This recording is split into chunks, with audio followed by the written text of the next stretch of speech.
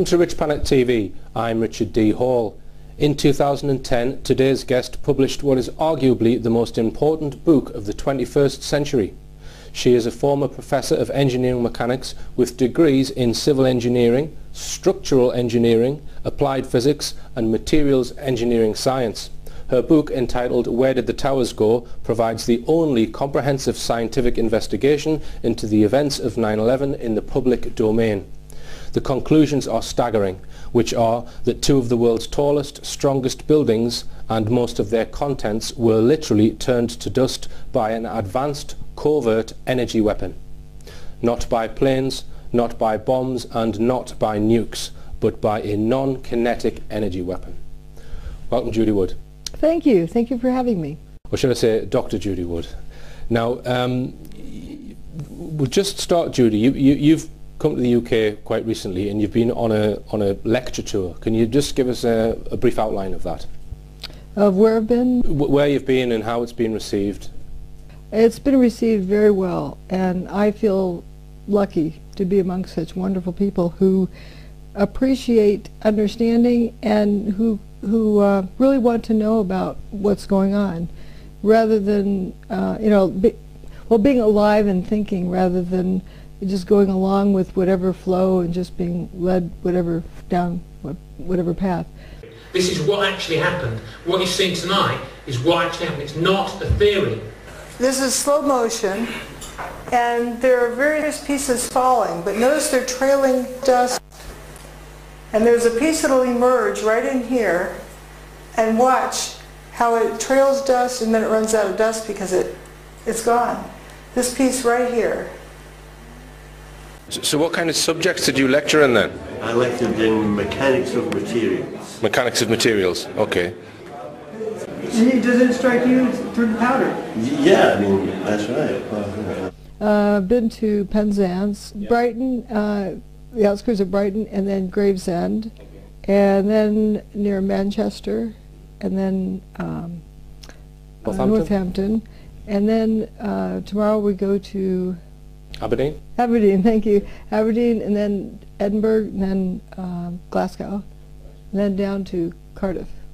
Okay, and viewers can watch the two previous interviews that I did with Judy Wood because there's quite a lot of detail in those interviews. Prior to the tour that you're doing now, you spoke at an energy conference, a free energy conference, was that? It was about new energy. They call it breakthrough energy, the breakthrough energy movement, because I think free energy has gotten a bad name and it has bad connotations with it. But it was a wonderful conference put on over 3 days just outside of Amsterdam. Yeah, in Hilversum, I think the name of the town.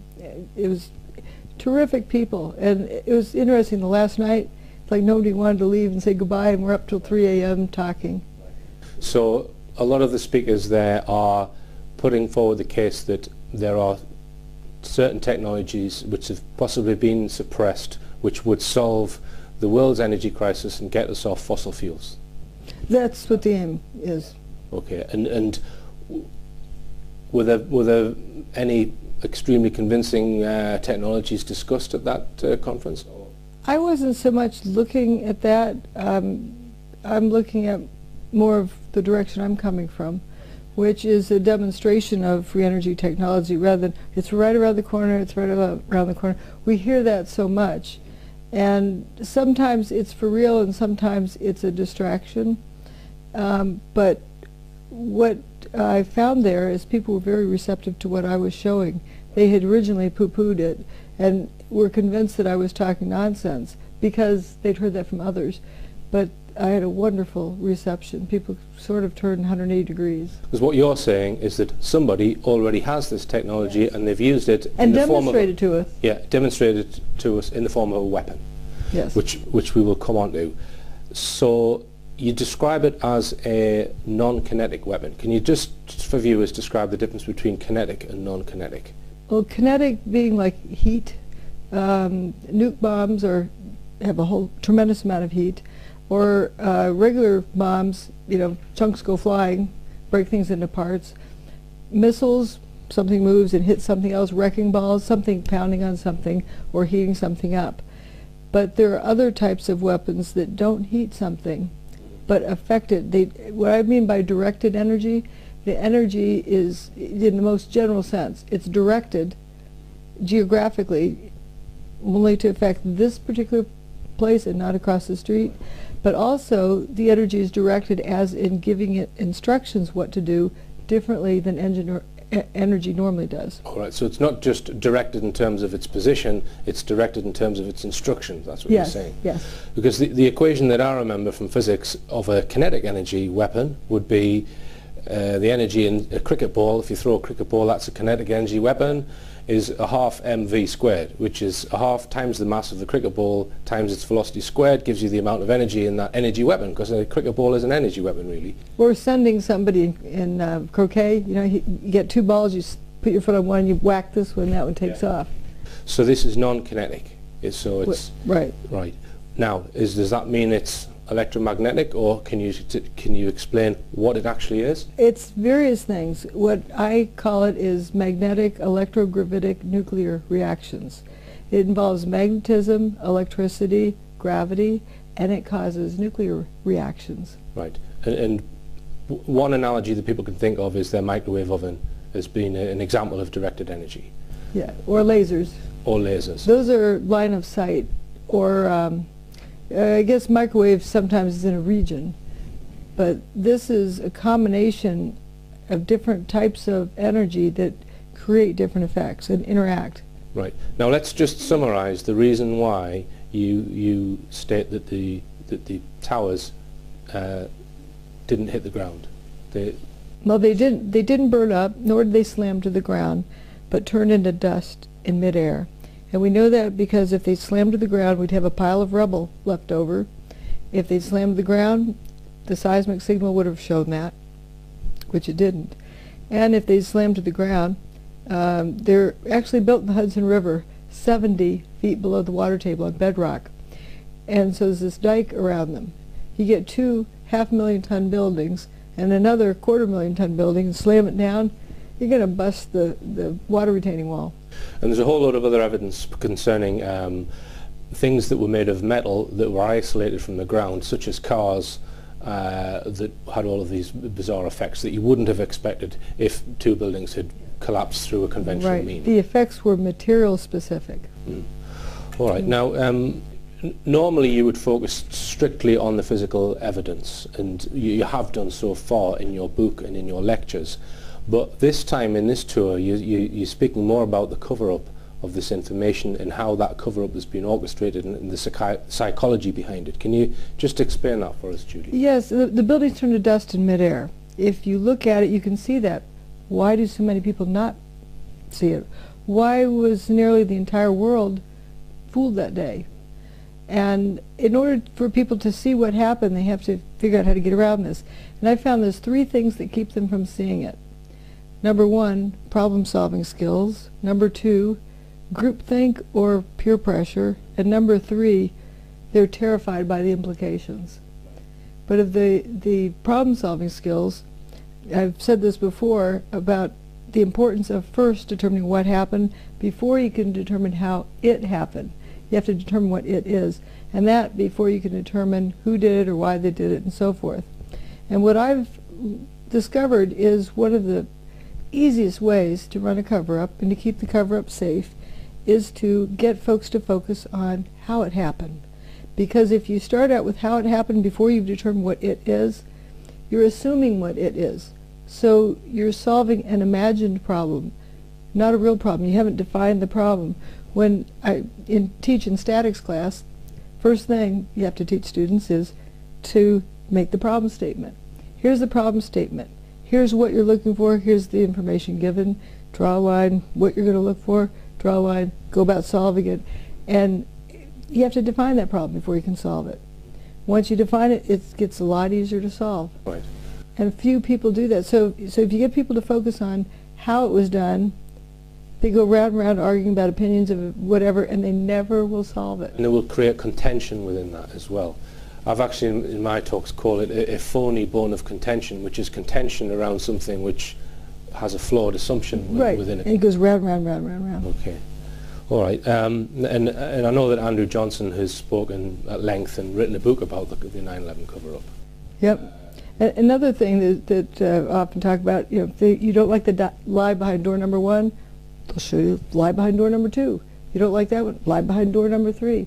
Whatever to keep you from looking at the open field behind you.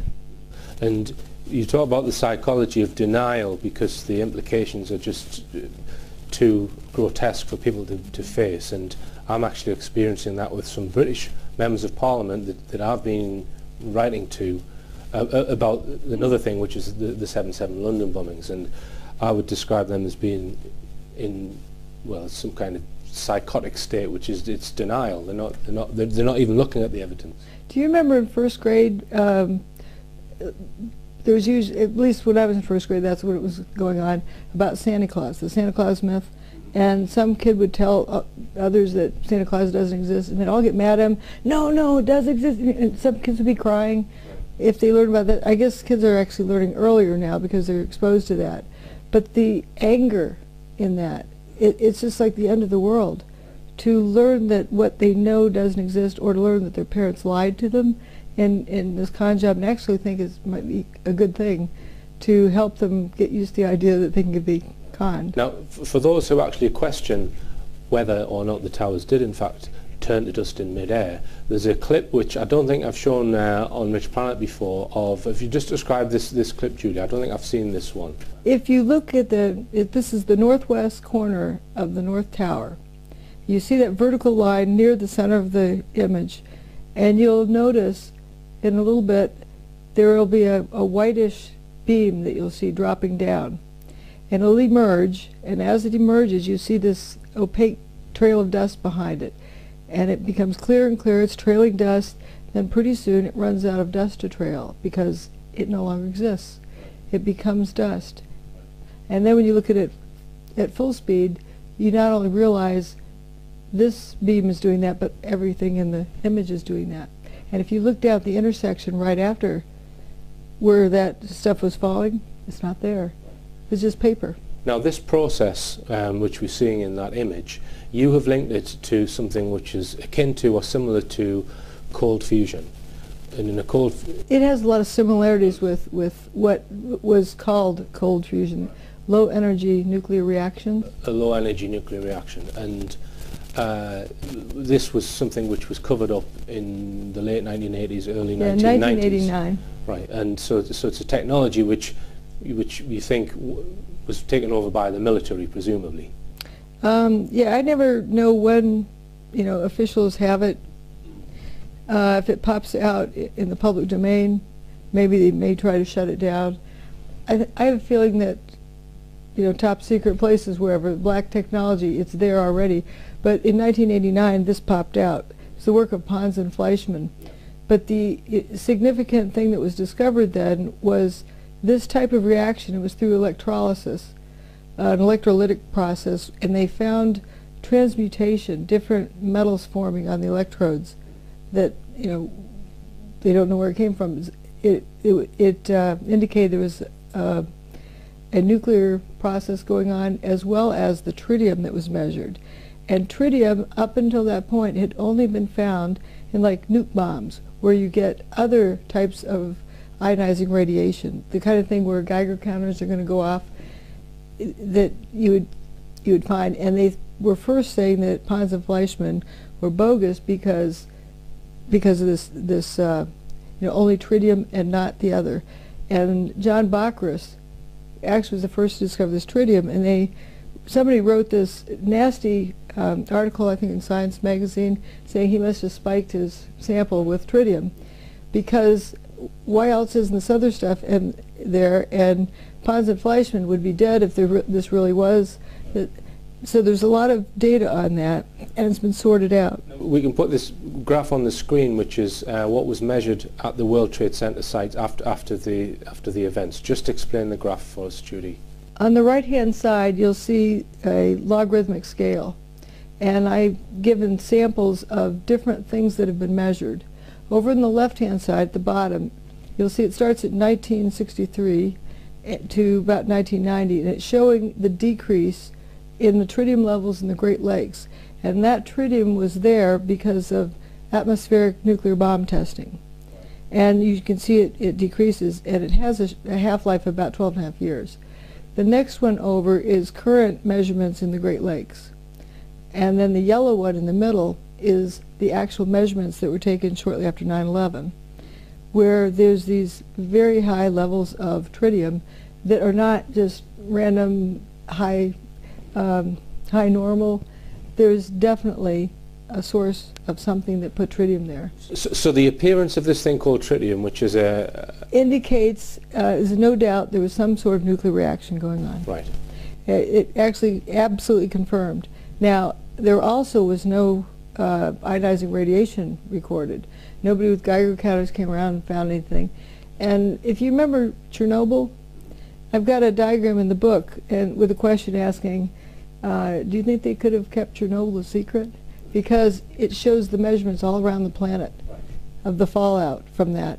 And there was no such measurements on 9/11. Yeah, because this is one of the three alternative theories that people put forward, is that it was done by some kind of nuclear weapon. Somebody around the planet would have been measuring it. Right, so there would have been fallout measured around the site of 9/11, and there was no fallout radiation, but there was the presence of tritium. Yes. So the process of cold fusion is something which creates tritium in those sort of quantities. So you think it's something similar? That, yeah, and the third one, I mean the fourth value over is values that you measure in LENR, low energy nuclear reactions, or cold fusion. And at the far end of the scale is what comes from, the source is leaky nuclear plants, which is sky high. It's like 18,000 times what was measured at the World Trade Center. So the closest, if you look at the order of magnitude measured, was low energy nuclear reactions of all those choices of the sources. And if you have fire hoses on it and so forth, you're going to get it pretty watered down. Richplanet TV is coming to a town near you. In May 2013, I will be travelling around the UK speaking at the following places: Gateshead, Glasgow, Leeds, Liverpool, Birmingham, Weston-super, Southampton, Reading and London. I'll be covering recent UFO reports, which is not to be missed, and exposing a range of issues you won't find discussed on mainstream TV. Welcome back. I'm talking to Dr. Judy Wood about 9/11. Now then, Judy, some people have put forward the idea that this thing called HAARP might have been used to create this effect. What are your thoughts on that? Well, it seems like another kind of name dropping, like Bin Laden. It's just a different boogeyman. And if you can turn a building into powder in midair, that's got to be done with a class of high technology. That technology is not going to be in the public domain. And if it's not in the public domain, we're not going to know the name of whatever technology that did this. That's why I don't bother to look at, eeny, meeny, miny, mo of the choices that are out there. Instead, this name dropping of HAARP is done so much that I've come to say that HAARP, what that stands for, is High Amplitude Advancement of Real Propaganda. Right. Okay. Well, the other thing that people allege HAARP is used for is weather modification.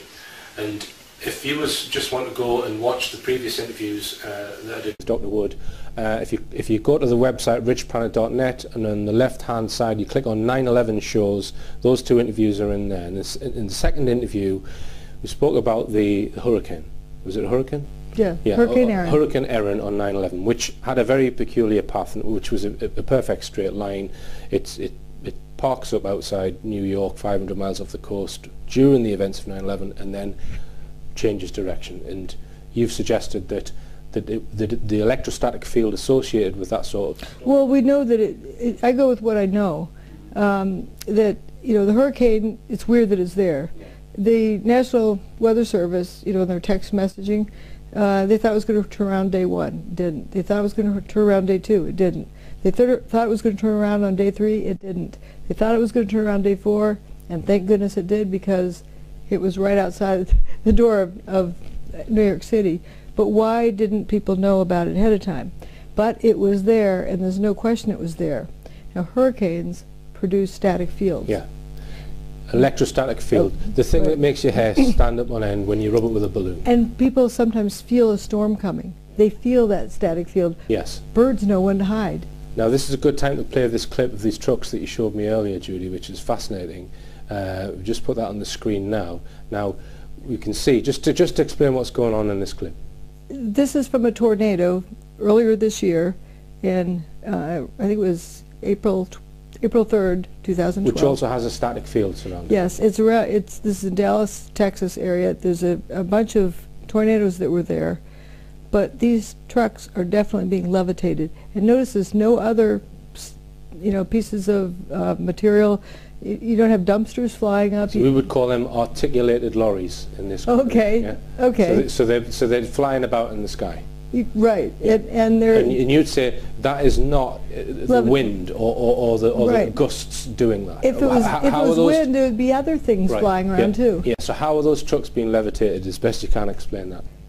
There is a type of field effects surrounding tornadoes and hurricanes that cause levitation.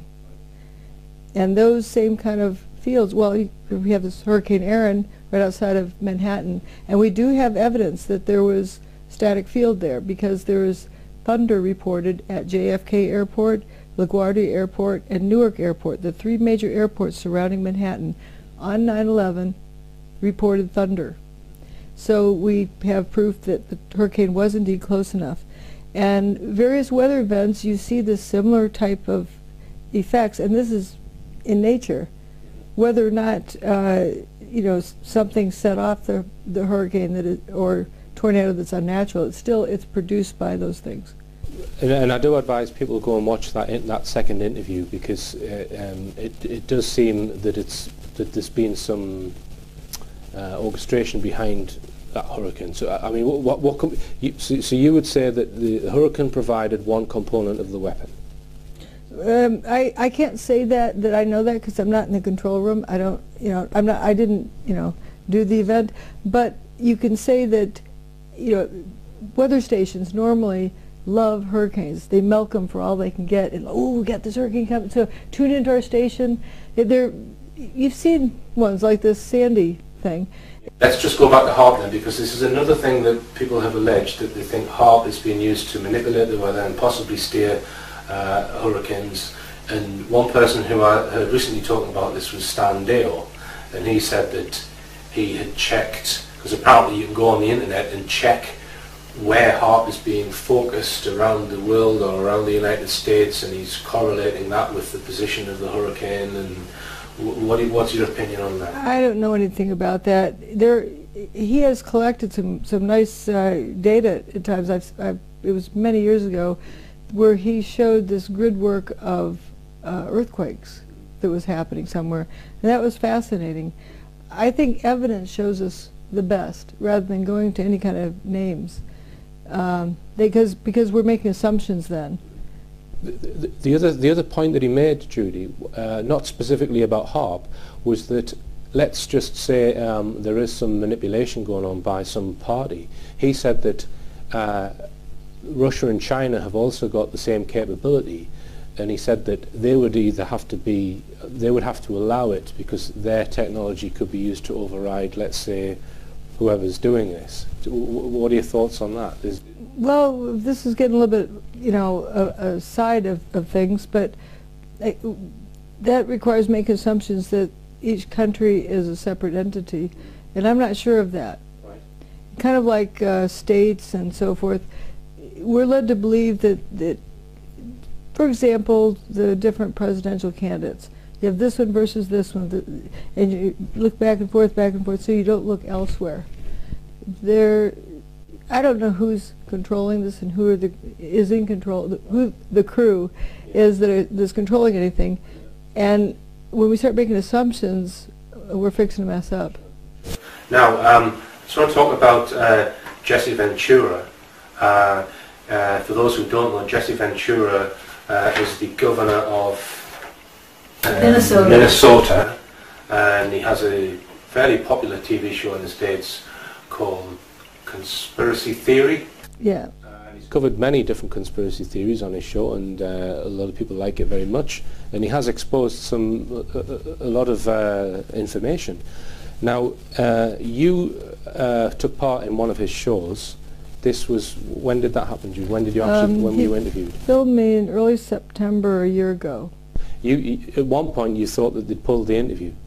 Is that, Right. they pulled that particular show that you appeared in? Right. It was supposed to air, I think, the beginning of January, and then, well, it's going to be the end of January. 2012. Yep. And then it's going to be the beginning of February, and that's going to be the end of February. Well, the beginning of March, and about that time I started wondering about what was going on. And last, let's see, July, I heard Jesse Ventura on a radio show saying he thought it was less than a 50% chance this series would ever see the light of day. The whole series, or just The that whole one series. show? And the whole series got pulled last year. It was going round and round in edit mode. That's what they were telling me, that they need to keep editing it. And then something happened right after that, and it ended up in someone else's hands, and they needed to re-edit it to how they wanted it, and then voila, it came out. Right, and so it was, you think it was re-edited from what it was originally intended to be then? Right, because a different, as it was explained, a different group was in charge. And everyone has their own style for how they want it edited. So, it seems like they were maybe going to pull it, and then they've just messed with it instead, you think? Yeah, right. They edited it and how they wanted it. And what I was told that there were originally 8 episodes to the series, and they were going to air 7 of them. All right. Now, and in that episode that you were in, he described the technology as a death ray. All right, and they went through the fact that Nikola Tesla had some of his research stolen off him in the 1940s, and that they'd continued some of his research, and that possibly this death ray, as they describe it, had been continued to be developed by the Reagan administration using the Star Wars Defense Initiative money, which, if you think about it, what Star Wars was alleged to be, it was to knock missiles out of the air and create this sort of invisible defensive shield. So that sounds plausible to me, that a death ray may have been developed. What are your thoughts on the use of that word and the general way that it was presented on conspiracy? Well, the word is unfortunate.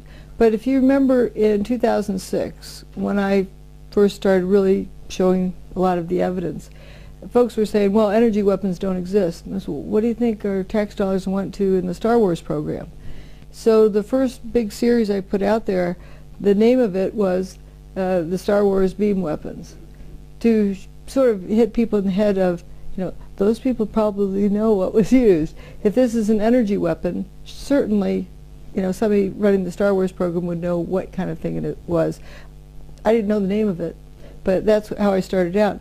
And this death ray business, that is rather unfortunate, but when I saw that that's what they're going to be calling the episode, I figured maybe that's the only way they could get this out. Right. Under the wire. Because Jesse Ventura himself, I think, is trying to get the truth out, but perhaps he's not in total control of the edit and the show. One thing I can say is every time I've heard him on a radio show talking about my work, he's never made a mistake. Jesse Ventura was on the Alex Jones show recently. For those who don't know, Alex Jones has a radio show in America, which is, again, it covers conspiracy theories, if that's what you want to call them. And Jones was seen to accept what Jesse Ventura was saying about what he called the death ray, but really he was talking about an energy weapon, which that's not what my understanding of Alex Jones has been. From what I've learned about Alex Jones, he's always knocked back people who wanted to talk about your research. So do you think there's been a shift to just at least discuss it? I don't know. And there was the next person on his program was Jesse's son, and that was another thing altogether. And it turned into people who support Dr. Wood are attacking him, and the other side's attacking these sides, attacking that side, and it seemed very divisive. Yeah, I think perhaps what's going on is that when they're trying to hide something, the first look thing over here. Yeah, but they initially ignore it and make sure it doesn't get in the media. but when it gets to a certain level, they can't ignore it, so they then mutate colour it. Yeah, yeah. So perhaps there's a bit of that going on. Who and knows? if I was going to rationalize, you know, and excuse, you know, how things are coming out, maybe the public can't handle, you know, understanding exactly what happened with, you know, interference of different energy forms. And so having it called one, you know, a death ray or something. But what my work is about isn't really the same as, the kind of weapons they use to harass somebody. You know, just to, I know that there's an abundance of these gizmos you can shine into somebody's house and they feel like they have ants crawling up their leg, or and bug somebody at a personal level. Right, so they're mixing your work with those kinds of or you know, shoot somebody with a ray and have a heart attack. But there are field effects and energy weapons that cause field effects and interference within those fields that cause various effects. That wasn't really covered, but maybe they thought that was too difficult for people to understand. Don't know. Now, one question that often gets asked about you, Judy, is how come you're still alive if everything that you're saying is true? Probably the same reason John Hutchison is crazy, insane, you know, get marginalized. That was their approach. If they can't marginalize you, then they have to take worse measures. And women are usually easier to marginalize. You know, a dumb broad, whatever. I've never heard that one before. The women I've met aren't easy to marginalise.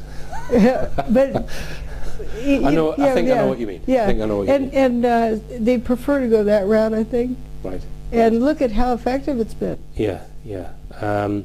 All right. Now, I just want to touch on your academic career, because you were at Clemson University in South Carolina, and you were involved in researching 9/11 for about a year while you were still there, before you left.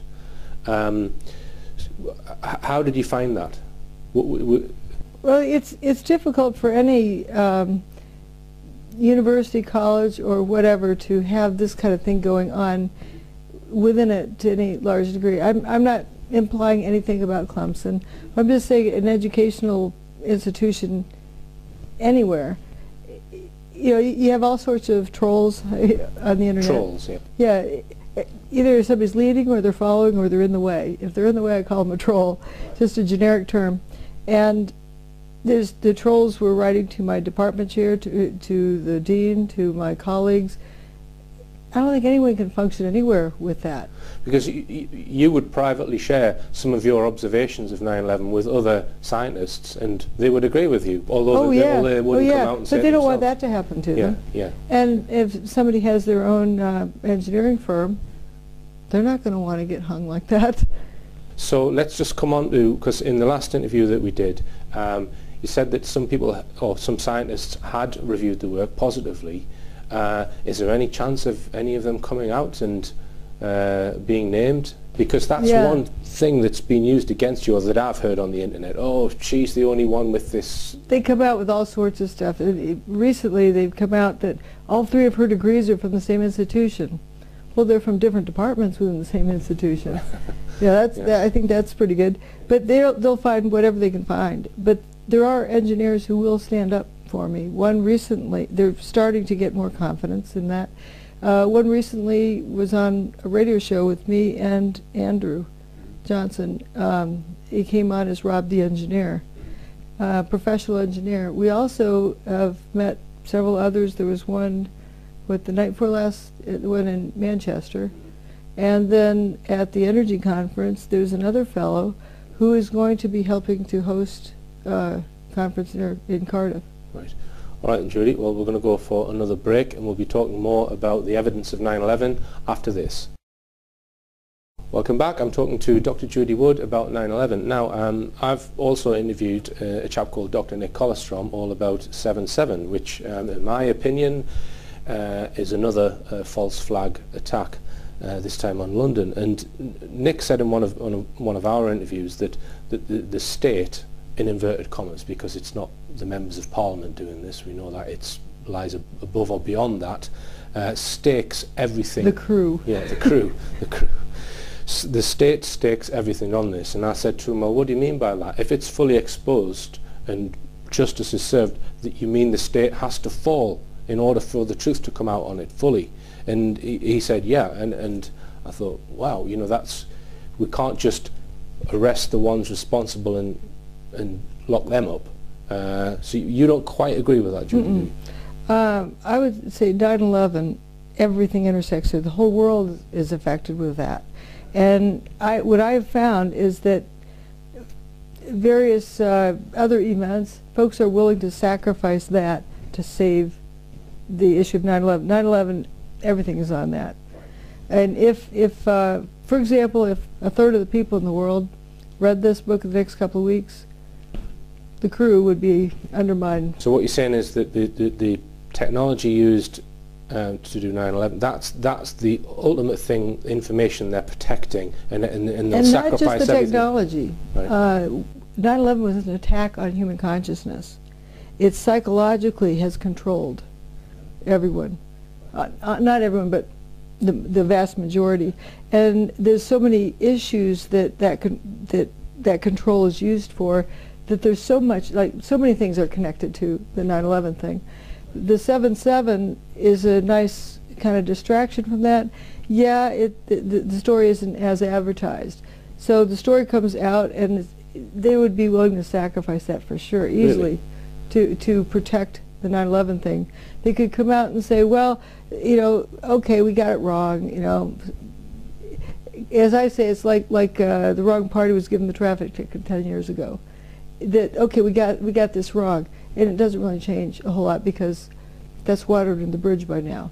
But do you not think that, let's just say that the truth came out about 7/7, and they arrested the guy who I want arrested, which is Peter Power, questioned him, found out who organised the terror drill. Oh, we have one bad guy, you know. Yeah. And then one bad apple. And then put them all on trial. Well, put them all on trial, whatever team did it, and so you would 9/11 not be the next domino?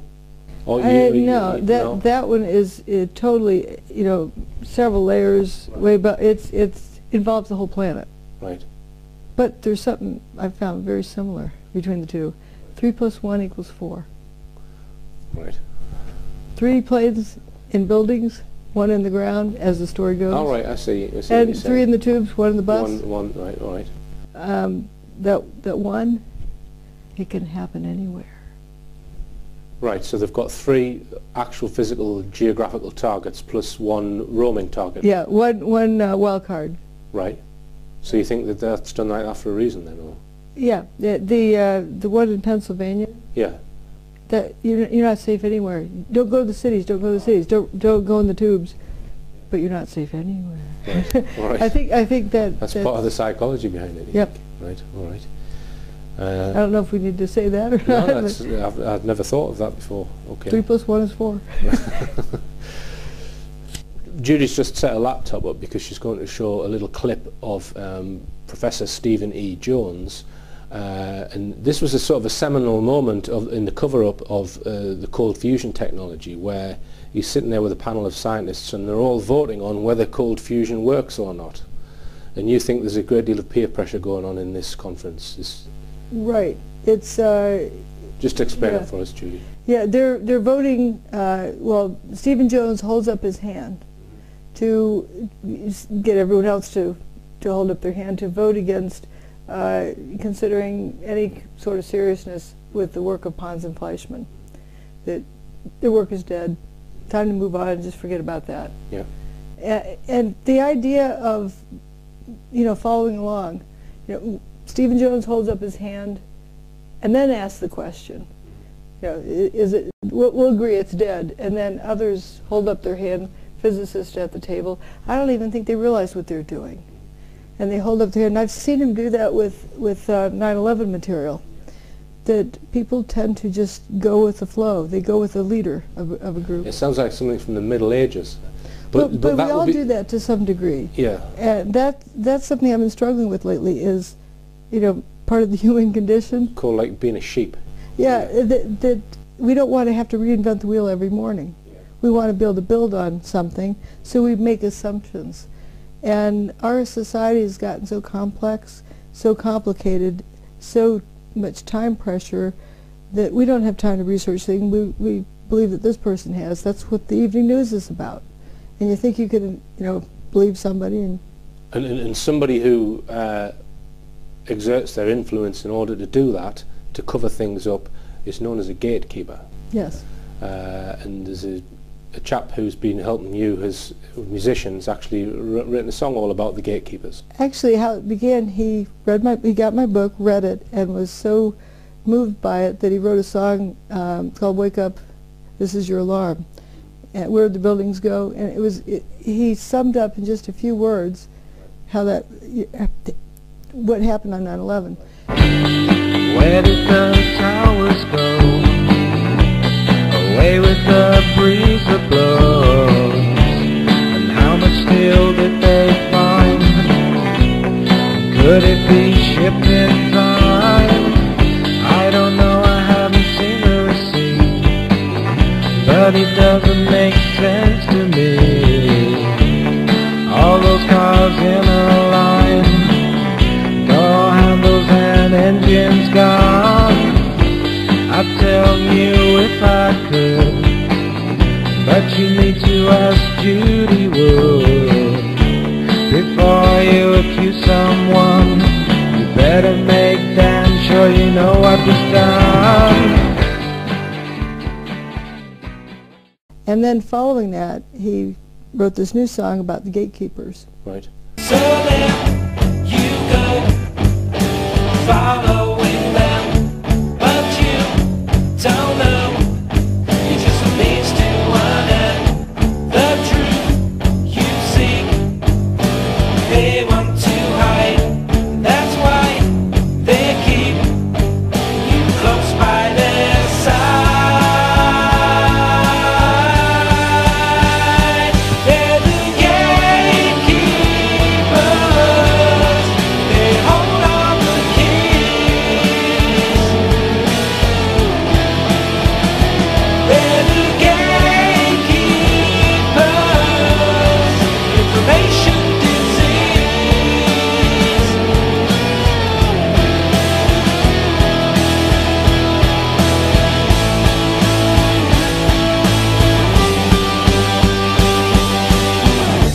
High in the sky is all you've been fed.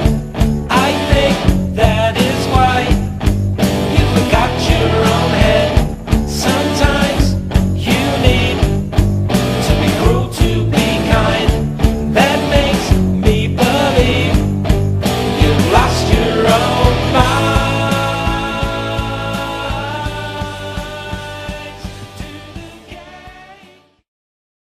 Okay, and I think, well, Andrew and I have discussed in a previous show his book, 9/11: Finding the Truth, and we've alluded to this as well, that there are key people.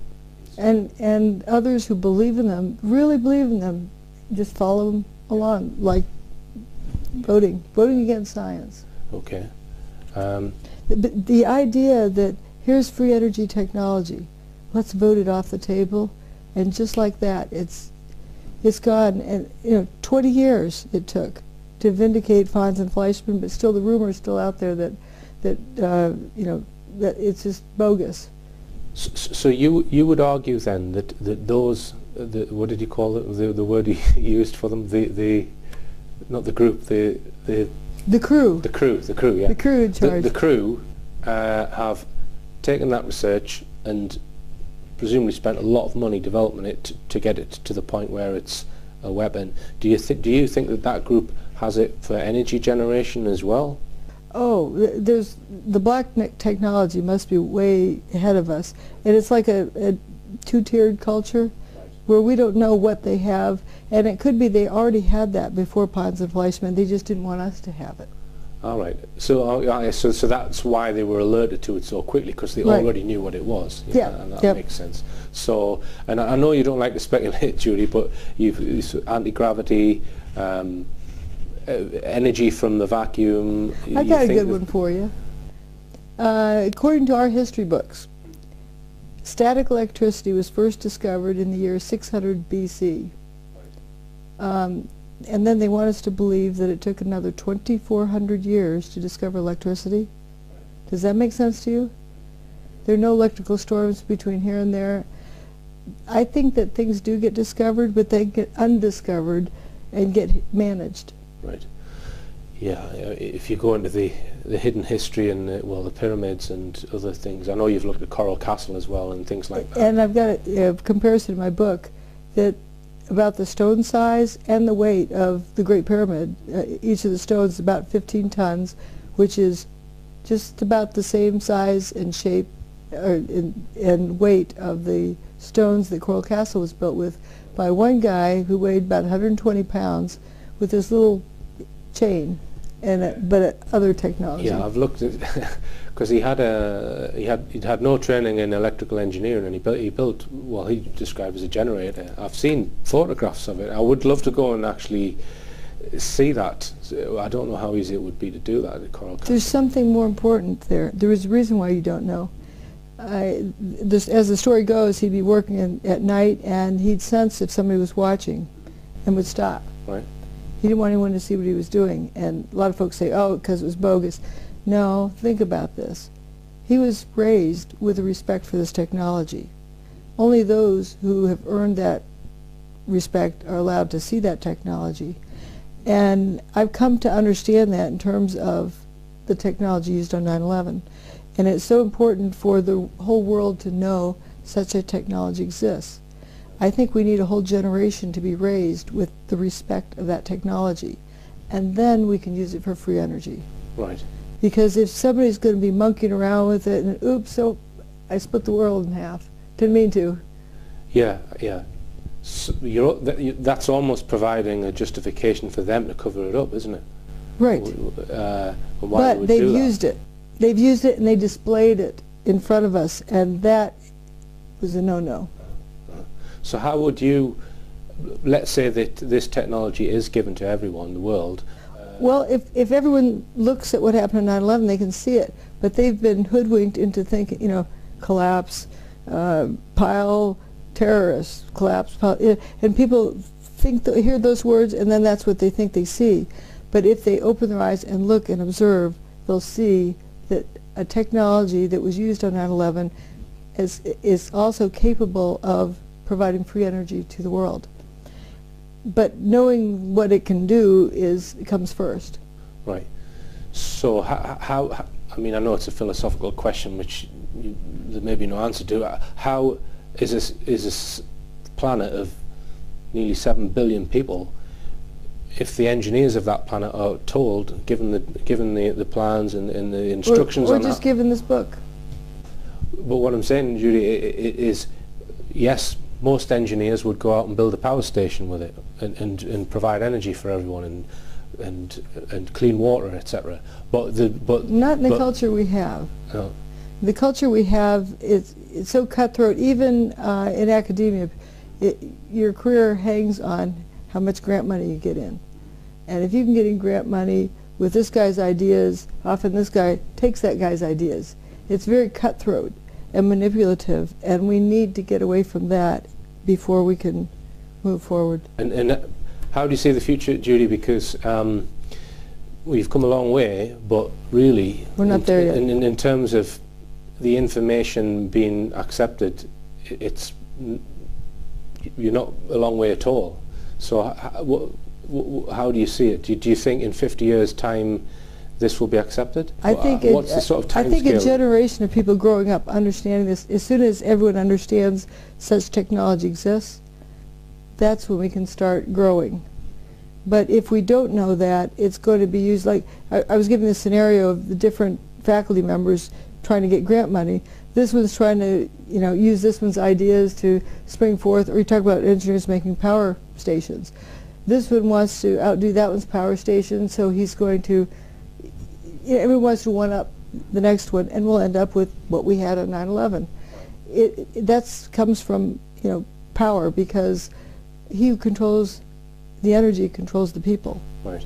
And if someone is controlling energy, They need to realize controlling energy isn't the way to go, because you end up destroying. Some people would then say, well, we need a God to sort it all out for us. Well, I know it doesn't bring in faith or anything, but not that I'm not a religious person, but in other words, an arbiter who's not on anyone's side. I think it would solve itself if let's say everyone sees what happened on 9/11. They see the building turning to dust. They see that this technology exists.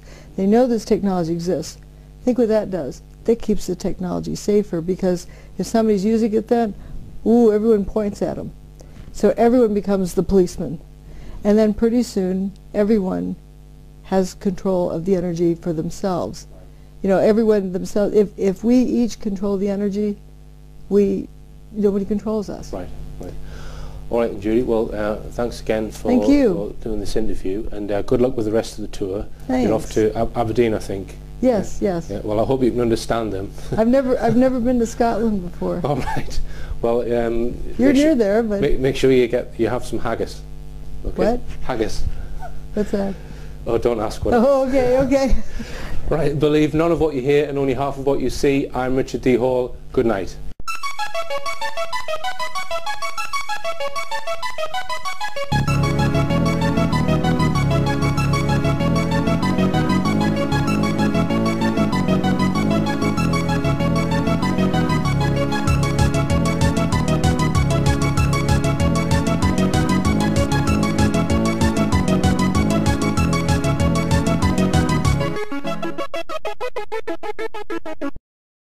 Richplanet TV is coming to a town near you. In May 2013, I will be travelling around the UK speaking at the following places: Gateshead, Glasgow, Leeds, Liverpool, Birmingham, Weston-super, Southampton, Reading and London. I'll be covering recent UFO reports, which is not to be missed, and exposing a range of issues you won't find discussed on mainstream TV.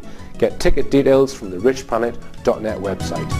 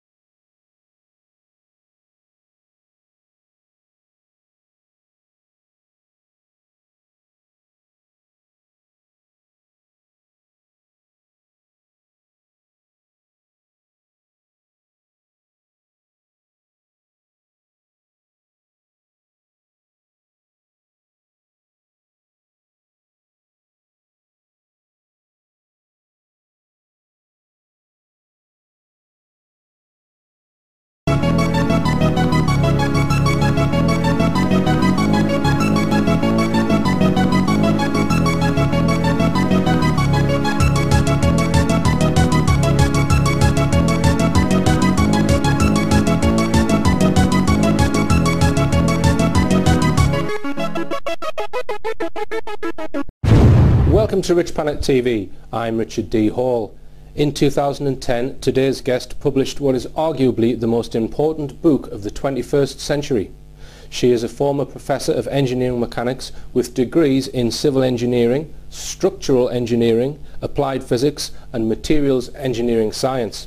Her book, entitled Where Did the Towers Go?, provides the only comprehensive scientific investigation into the events of 9/11 in the public domain. The conclusions are staggering, which are that two of the world's tallest, strongest buildings and most of their contents were literally turned to dust by an advanced, covert energy weapon. Not by planes, not by bombs and not by nukes, but by a non-kinetic energy weapon. Welcome, Judy Wood. Thank you. Thank you for having me. Or should I say Dr. Judy Wood. Now, we'll just start, Judy. You've come to the UK quite recently and you've been on a lecture tour. Can you just give us a brief outline of that? Of where I've been? Where you've been and how it's been received. It's been received very well, and I feel lucky to be among such wonderful people who appreciate understanding and who really want to know about what's going on, rather than being alive and thinking, rather than just going along with whatever flow and just being led down whatever path. This is what actually happened. What you've seen tonight is what actually happened. It's not a theory. This is slow motion, and there are various pieces falling, but notice they're trailing dust. And there's a piece that'll emerge right in here, and watch how it trails dust and then it runs out of dust because it's gone. This piece right here. So what kind of subjects did you lecture in then? I lectured in mechanics of materials. Mechanics of materials, okay. Does it strike you through powder? Yeah, I mean, that's right. Been to Penzance, Brighton, the outskirts of Brighton, and then Gravesend, and then near Manchester, and then Northampton, and then tomorrow we go to Aberdeen? Aberdeen, thank you. Aberdeen, and then Edinburgh, and then Glasgow, and then down to Cardiff. Okay, and viewers can watch the two previous interviews that I did with Judy Wood because there's quite a lot of detail in those interviews. Prior to the tour that you're doing now, you spoke at an energy conference, a free energy conference, was that? It was about new energy. They call it breakthrough energy, the breakthrough energy movement, because I think free energy has gotten a bad name and it has bad connotations with it. But it was a wonderful conference put on over 3 days just outside of Amsterdam. Amsterdam. Yeah, in Hilversum, I think the name of the town.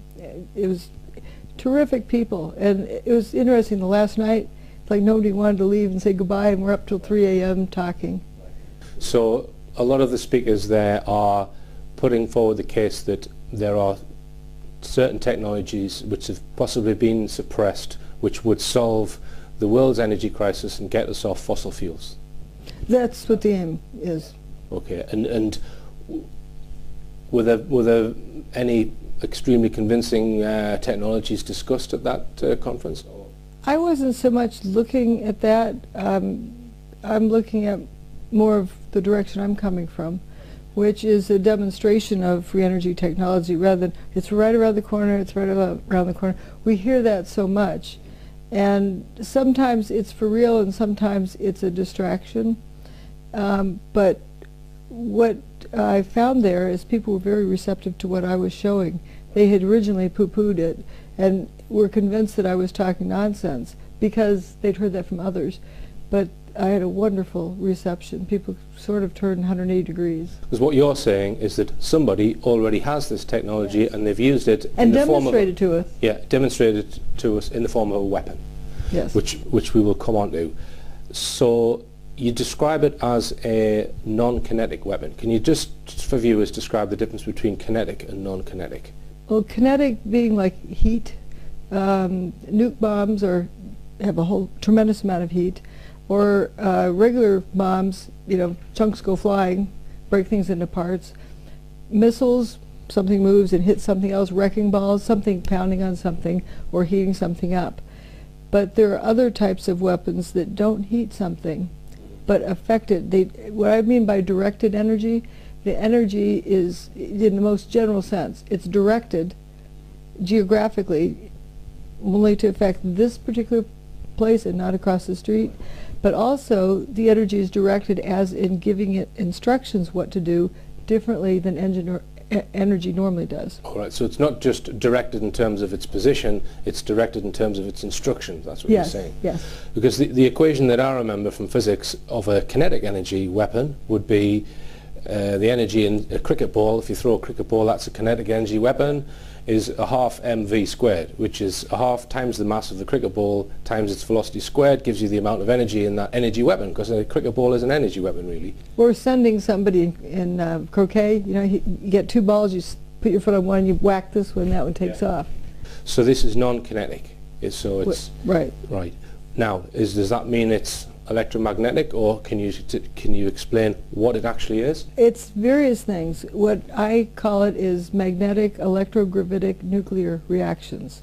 It involves magnetism, electricity, gravity, and it causes nuclear reactions. Right. And one analogy that people can think of is their microwave oven as being an example of directed energy.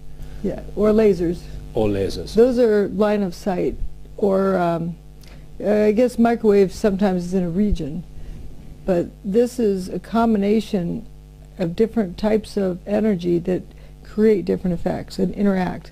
Right. Now let's just summarize the reason why you state that the towers didn't hit the ground. Well, they didn't burn up, nor did they slam to the ground, but turned into dust in midair. And we know that because if they slammed to the ground, we'd have a pile of rubble left over. If they slammed to the ground, the seismic signal would have shown that, which it didn't. And if they slammed to the ground, they're actually built in the Hudson River, 70 feet below the water table on bedrock. And so there's this dike around them. You get 2 half-million-ton buildings and another 250,000-ton building and slam it down, you're going to bust the water retaining wall. And there's a whole lot of other evidence concerning things that were made of metal that were isolated from the ground, such as cars that had all of these